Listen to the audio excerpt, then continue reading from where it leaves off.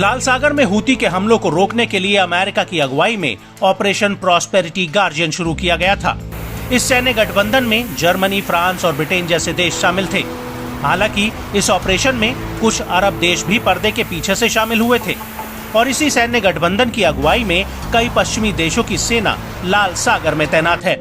ये सेना मालवाहक जहाजों की रक्षा करने और हूती के हमलों को बेअसर करने में जुटी हुई है। हालांकि इतनी बड़ी नाकेबंदी के बावजूद हूती लगातार लाल सागर में हमले कर रहा है। हाल ही में हूती ने अमेरिका के MQ-9 रीपर ड्रोन को मार गिराया था, जिसकी वजह से अमेरिका को अरबों डॉलर की चपत लगी थी। लेकिन अब जर्मनी ने लाल सागर में एक ऐसा कारनामा किया है जिससे उसकी खुद की सेना की फजीहत हो रही है। यहाँ तक कि कई लोग अब जर्मनी की सैन्य ताकत पर ही सवाल उठा रहे हैं। दरअसल जर्मन टैबलॉइड बिल्ड ने अपनी एक रिपोर्ट में खुलासा किया है कि लाल सागर में जर्मनी की नौसेना ने अमेरिकी ड्रोन को 2 बार मारने की असफल कोशिश की है। बिल्ड के मुताबिक जर्मनी की नौसेना ने 2 बार अमेरिका के MQ-9 रीपर ड्रोन पर फायर किया। हालांकि 2 बार फायर होने के बावजूद ये मिसाइलें अमेरिका के ड्रोन को गिरा नहीं पाई।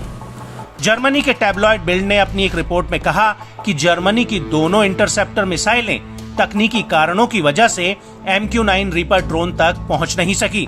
उल्टा ये मिसाइलें अपने टारगेट को बिना हासिल किए समुद्र में ही समा गईं। हालांकि यहाँ पर अब उल्टा जर्मनी की सैन्य ताकत पर सवाल उठने लगे हैं कि कैसे वो अमेरिकी ड्रोन को पहचानने में इतनी बड़ी भूल कर सकती है। कुछ एक्सपर्ट्स का कहना है कि रक्षा मंत्री बोरिस पिस्टोरियस की अगुवाई में जर्मनी की सेना बहुत बुरी हालत में है।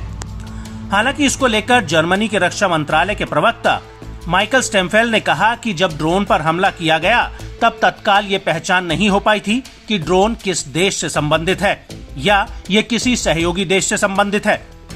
जर्मनी के रक्षा मंत्रालय का कहना है कि ड्रोन की शिनाख्त न हो पाने की वजह से हेसन मिसाइल सिस्टम ने 2 बार उसे मार गिराने की कोशिश की।